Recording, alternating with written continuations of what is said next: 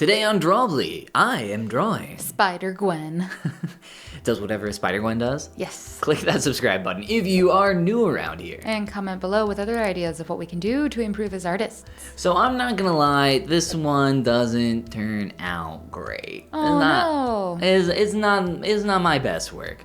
But I did the thing that we always do, which is saying, "Oh, a full figure. I've been drawing for not that long. I think I'll try that. Yeah, I think I'll try the whole dang thing and really polish that up." And then you're sitting there staring at yourself 2 hours later, and you're questioning your life decisions. Yes, that was how I felt with my female Thor on the last go-round. But yeah, so I totally sympathize. It's quite an undertaking. But if you want to see a really good version of Spider-Gwen, click that link to see Ben's 3D sculpt of Spider-Gwen. Oh yeah. Yes, in the medium in which he is a professional. So check that out for something super cool. But also check this out because you get to compare directly now between Ben's proficiency as a 3D artist and a 2D artist. That's right, yeah. There should be a link somewhere in the top right-hand corner of the screen. Or down in the description, depending on where you're watching this. You might not be able to click that top right. But yeah, there might actually be some people here that don't know that what else I do. I guarantee there's like at least one person that has come to Drawbli on their own and not realized that I am a digital sculptor. One single person, maybe. Welcome, traveler. I don't believe. Prepare yourself. I don't believe that is entirely true. So we don't really mention often anymore. Like the whole point of Drawbli is we're learning to draw, and that we're kind of like documenting our experience, our journey as we learn and become better 2D artists. Which since we started.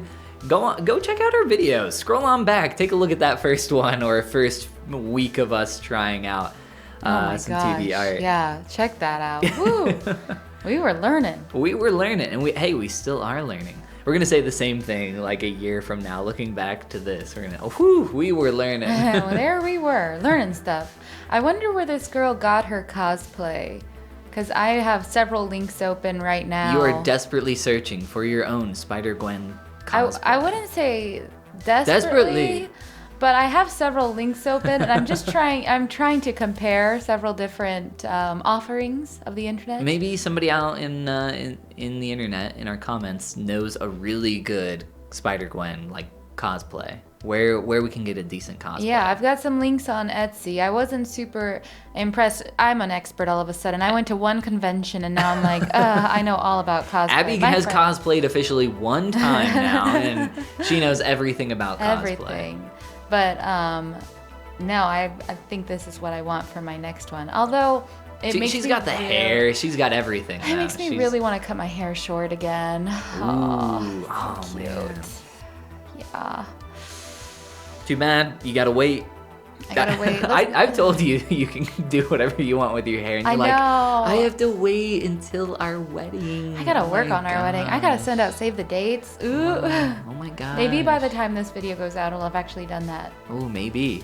Maybe. If anybody out there loves wedding planning, I don't know who you are. I don't understand you. Well, like I said, this one didn't turn out super amazing, but I did really actually enjoy working on this one. During the early part of the process, working on the lines was a lot of fun. I knew that I was also sculpting Spider-Gwen, so this one was like kind of a study of the character, like a little bit of the costume in terms of elements of like how it all works, how it all comes together.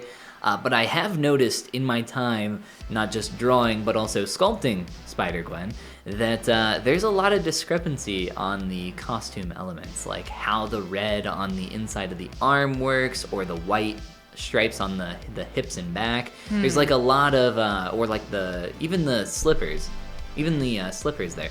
There's like a lot of differences between them all.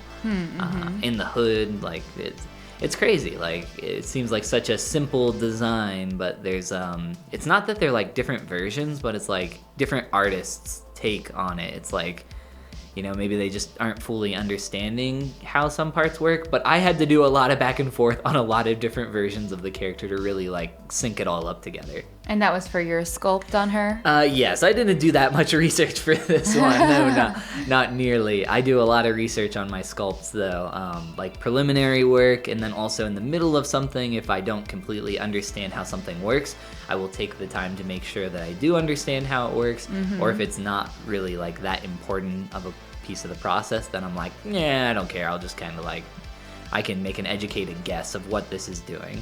Yeah. Because typically I'm working only from a single image, but at least with my sculpt on this character, I worked from a lot of different versions of the character. Yeah, super fun to look over all that material.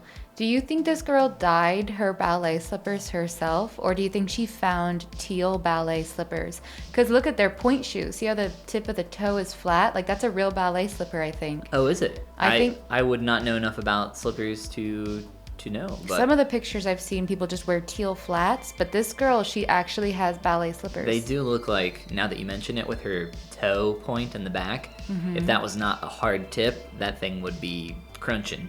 So that is a good point. Yeah. I don't think that she dyed them, unless she might have. If she did a really good job on dyeing them. I wonder how hard that would be. I have to plan these things as You an do, expert cosplayer. as a professional Yeah, I have EVA cosplayer now. foam. I have some of that anyway left over. So normally when I'm like painting, I am really rough with my brush strokes, but that doesn't work super well on a female face. So I have to do like a lot of blending to go back in and soften those shapes, because all those like hard edges on a female face or something that's like more effeminate tend to make it just look muddy. Like it just looks dirty. With a typical more masculine face, a lot of the time that there's like a little more leeway there on hard edges, just because you can get away with like plainer forms. But in terms of shape language, we don't typically see that, and looking at her face, I'm not really seeing any of that. So, just trying to like stay in the same realm. I'm trying like a lot of my techniques that I love to do with my vibrancy and all my colors getting in there. So vibrant. I love this. Also, her expression is just like, oh God, what do I do? So serious. I don't know why, but I was like really struggling to work with the resolution I was at as well. I was like, I need more pixels. I was giving it all she got, Captain. Were you using a large canvas? I was, but because like I'm doing like a full figure, her head on the canvas is so small, so I ended up sizing it up later and trying to add some more res there, but still very, I've very run into difficult. that too sometimes, where I feel like I'm just trying to paint with the Q-tip instead of a pen, where you just can't get the definition you want. It can be kind of frustrating, for sure. I would love to see another... Wait, have you even seen the Spider-Verse, Into the Spider-Verse movie? Okay, you have. Yeah. I think you saw it with me. I think I didn't see the ending, though. I don't remember if I finished it. Because I do remember at one point in our relationship, me asking if you had seen it, and you said no. So either we watched it together, or you did on your own time at some point. Definitely I've watched it since we've been together. Because you were like, you gotta see it. Oh, it's so good. It's so it is good. really And I good. really can't wait for more. I've been enjoying the new Spider-Man series with oh gosh, what's Tom his name? Holland? Tom. Good old Tommy Good old boy. Tom. Yeah, he's a really good Spider-Man. He like fits the role really well. I'm not like one of the people who ever got into comics or anything like that, but from what I understand, like the other versions of Spider-Man aren't as They're more gritty. maybe not more gritty, but like Spider-Man's supposed to be just like your everyday teenager. Yeah. Like that's what he's supposed to be. And the other character, like They're more angsty. Oh, that is your everyday teenager. the other ones were like too old or whatever. But yeah, I tried to get in here with some planes to really like highlight different areas on the face, but the lighting in this image is really hard because there's not just like the lighting shining down on the character, on the person here, but it's bouncing off the ground and shining up on her chin. So the lower half of her face is actually very bright, and it's kind of like an awkward lighting. So in some regards, I was like trying to get away from it, but I didn't know how to push away from it enough. So it just kind of turns out meh because of that. Turns out the way that it is. I like it. Turns out the way that it is. That's right.